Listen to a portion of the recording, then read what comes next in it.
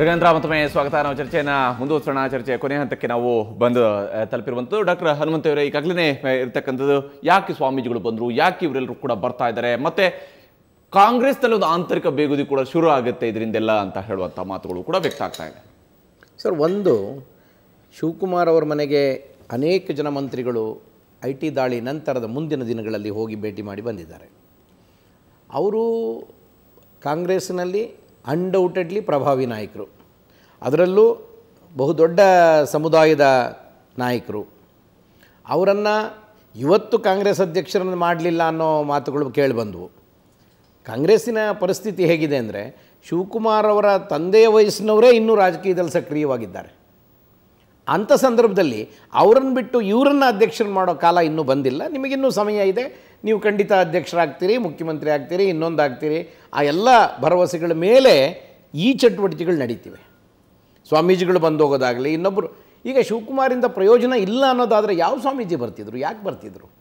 ಎಷ್ಟೋ ಕಡೆಗೆ IT ದಾಳಿಗಳಾಗಿವೆ ರಾಜಕಾರಣಿಗಳ ಮನೆ ಮೇಲೆ, ಅಲ್ಲಿಗೆಲ್ಲ ಹೋಗಲಿಲ್ಲ ಸ್ವಾಮೀಜಿಗಳು.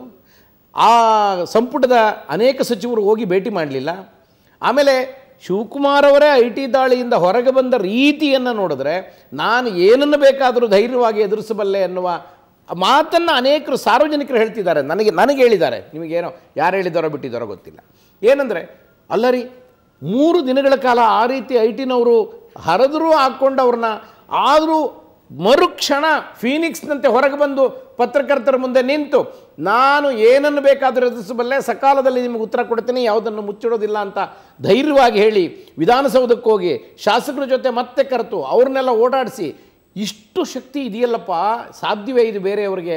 ಬೇರೆ ಯಾರಾದರೂ ಆಗಿರೋ ಜರ್ಜಿತರಾಗಿ ಒಂದು ವಾರ ಮನೆ ಬಿಟ್ಟು ಹೊರಗೆ ಬರ್ತಿರಲಿಲ್ಲ ಅನ್ನೋ ಮಾತನ್ನು ಕೂಡ ಹೇಳಿದ್ದಾರೆ. ಅಂದರೆ ಇದರ ಅರ್ಥ ನಾನು ಹೇಳ್ತಿರೋದು, ಶಿವಕುಮಾರ್ ಅವರು ಕಾಂಗ್ರೆಸ್ನಲ್ಲಿ ಏನೋ ಪಿತೂರಿ ನಡೀತಿದೆ ಅವ್ರ ವಿರುದ್ಧ, ಖಂಡಿತ ಇಲ್ಲ. ಇನ್ನೂ ಅವರು ವಯಸ್ಸಿನಲ್ಲಿ ಚಿಕ್ಕವರು, ಮುಖ್ಯಮಂತ್ರಿ ಅಥವಾ PCC ಅಧ್ಯಕ್ಷ ಆಗೋದಕ್ಕೆ ಅವಕಾಶಗಳು ಮುಂದೆ ಇವೆ ಅನ್ನೋ ಮಾತನ್ನು ಎಲ್ಲರೂ ಹೇಳ್ತಿದ್ದಾರೆ ಹೊರತು ಯಾರು ಶಿವಕುಮಾರಿಂದ ಕಾಂಗ್ರೆಸ್ಸಿಗೆ ತೊಂದರೆ ಆಗ್ತಿದೆ ಅನ್ನೋ ಅಭಿಪ್ರಾಯವನ್ನು ಯಾರೂ ಹೇಳಿಲ್ಲ. ಆಮೇಲೆ ಒಂದು ಮಾತು ಬಂತು, ಮುಂದಿನ ದಿನಗಳಲ್ಲಿ ಇದರಿಂದ ಕಾಂಗ್ರೆಸ್ಸಿನಲ್ಲಿ ಬೇಗುದಿ ಹೆಚ್ಚಾಗ್ತದೆ. ಈಗ ಆಗಿರೋ ಪರಿಸ್ಥಿತಿಯನ್ನು ಗಮನಿಸಿದ್ರೆ, ಜನಾಭಿಪ್ರಾಯ ಹೇಳ್ತಿದ್ದೀನಿ ನಾನು, ಭಾಳ ಜನರಿಗೆ ಸಿಂಪತಿ ಶಿವಕುಮಾರ್ ಅವರ ಮೇಲೆ ಬಂದಿದೆ. ಅರೆ, ಗುಜರಾತಿನ ಕಾಂಗ್ರೆಸ್ ಶಾಸಕರನ್ನು ಕರೆದುಕೊಂಡು ಬಂದು ಇಲ್ಲಿ ರಕ್ಷಣೆ ಕೊಡ್ತಿರುವ ಕಾರಣಕ್ಕೆ BJPಯವರು ಅವ್ರ ಮೇಲೆ ಈ ರೀತಿ IT ದಾಳಿ ಮಾಡಿಸ್ತಿದ್ದಾರಲ್ಲ, ಇದು ಸರಿಯಲ್ಲ ಅನ್ನೋ ಅಭಿಪ್ರಾಯ ಬಂದಿದೆ. ಈ ಸೇಡಿನ ರಾಜಕಾರಣ ಒಳ್ಳೆಯದಲ್ಲ ಅನ್ನೋ ಅಭಿಪ್ರಾಯ BJP ವಿರುದ್ಧವಾಗಿ ತಿರುಗಿದೆ.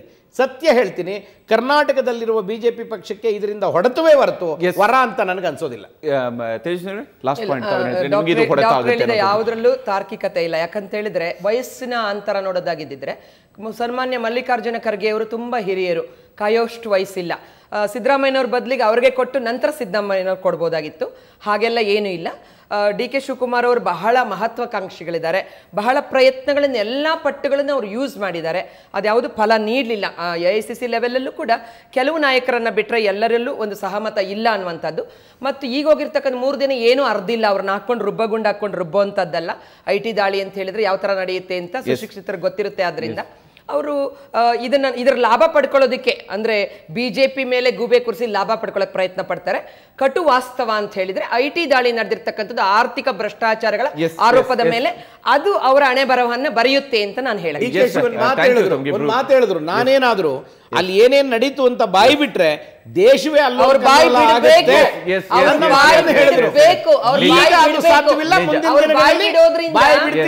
ರಾಜ್ಯಗಳ